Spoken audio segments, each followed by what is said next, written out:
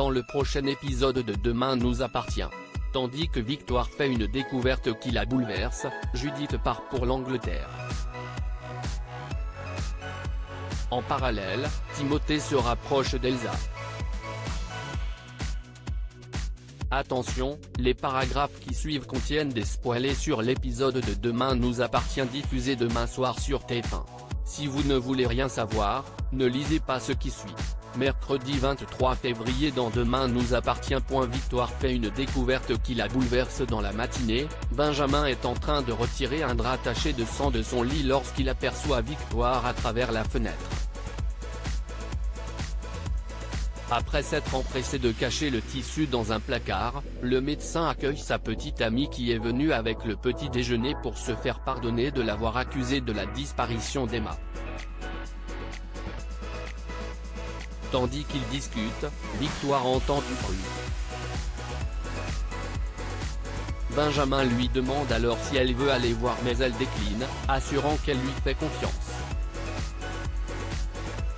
Pendant ce temps, la police poursuit son enquête et Karim apprend à ses collègues qu'un témoin affirme avoir pris Emma en stop le jour de sa disparition aux alentours de 20h.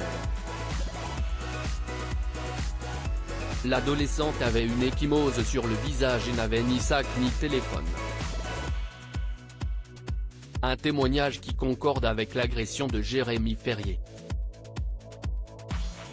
Lorsque le policier précise qu'Emma a été déposée près de la rue des Loriots, Georges réalise rapidement que ce n'est qu'à 300 mètres de chez Benjamin. De son côté, Camille croise François dans les rues de la ville. Comme elle est inquiète pour Emma, son professeur tente de la rassurer et assure que ce n'est qu'une question de temps avant qu'elle réapparaisse.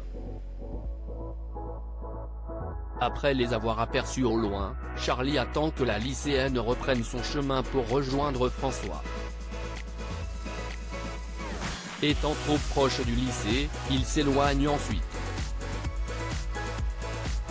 Non loin de là, Georges et Karim font un point avec le procureur Perrault. Malheureusement, le père de Raphaël refuse d'accéder à leur demande de perquisition du domicile du docteur Ventura et les somme de mettre la main sur le véritable coupable au plus vite. Dans l'après-midi, Georges débarque à l'hôpital pour interroger Benjamin en présence de Victoire. Il a beau maintenir qu'Emma n'est pas chez lui, le policier l'informe qu'il est désormais soupçonné de meurtre. Pour le médecin, il est pathétique et s'acharne sur lui uniquement pour récupérer Victoire. Même si Georges répond qu'il fait uniquement son travail, Benjamin menace de porter plainte pour harcèlement s'il continue. Avec cette discussion, les doutes de Victoire ressurgissent et elle attend que Benjamin aille en consultation pour dérober ses clés.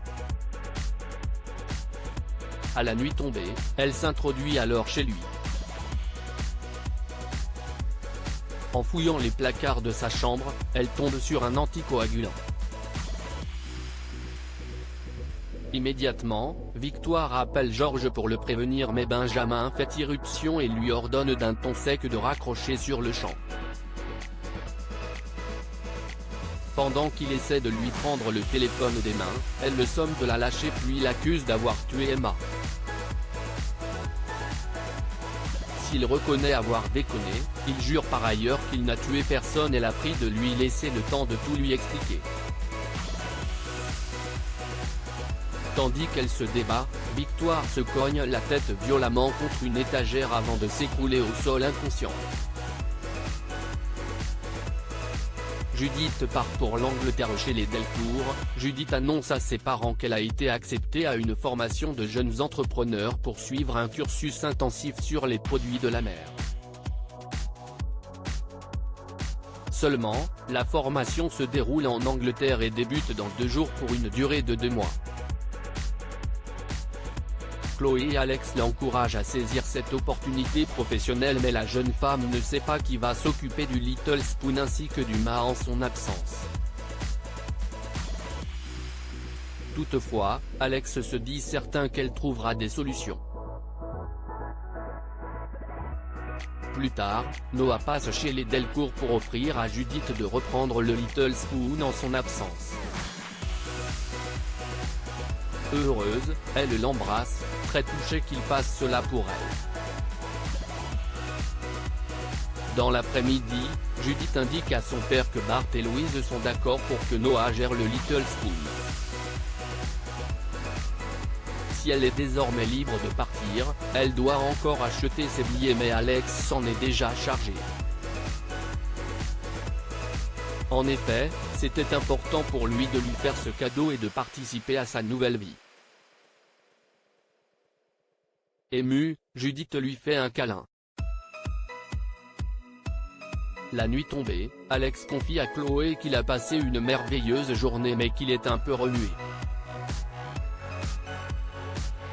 En découvrant qui est véritablement Judith, cela l'a rendu fier d'être son père. Plus les jours passent, plus il se dit qu'il a de la chance d'avoir une famille aussi extraordinaire. Et Chloé de garantir qu'ils seront toujours là pour lui, qu'il retrouve la mémoire ou non. Timothée se rapproche d'Elsa. Timothée débarque au travail de son père avec une valise à la main.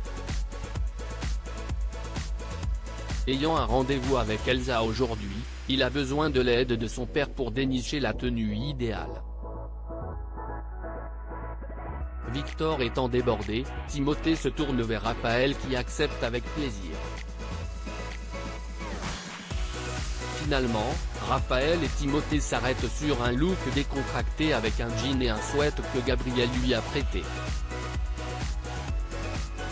Par la suite, le fils Brunet retrouve Elsa au spoon. Comme elle aime beaucoup son nouveau look, il explique qu'il a choisi pour la séduire. Après qu'il a déclaré qu'elle n'avait rien fait pour lui plaire, la jeune femme retire ses lunettes puis détache ses cheveux.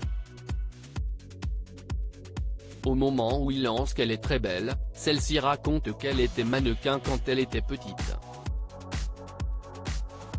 Malheureusement, Timothée rétorque qu'il s'agit d'exploitation et d'instrumentalisation des enfants. Des propos qui ne plaisent pas du tout à Elsa qui, lasse de ses leçons de morale, remballe ses affaires avant de s'en aller. Contrarié, Timothée raconte à Victor et Raphaël ce qu'il s'est passé. Selon eux, le jeune homme doit apprendre à ménager la sensibilité des gens autour de lui et ne pas baisser les bras. Certain qu'il peut encore rattraper son erreur, il le pousse à lui offrir quelque chose pour se faire pardonner. En fin d'après-midi, Timothée donne rendez-vous à Elsa au bord du canal puis lui présenter ses excuses. À son tour, la jeune femme reconnaît qu'elle a surréagi. Au fond, elle apprécie bien l'authenticité de son camarade. Timothée lui offre alors un lot de savon pour se faire pardonner. Pour le remercier, Elsa l'embrasse furtivement. Ayant trouvé cela agréable, le fils Brunet l'embrasse à son tour.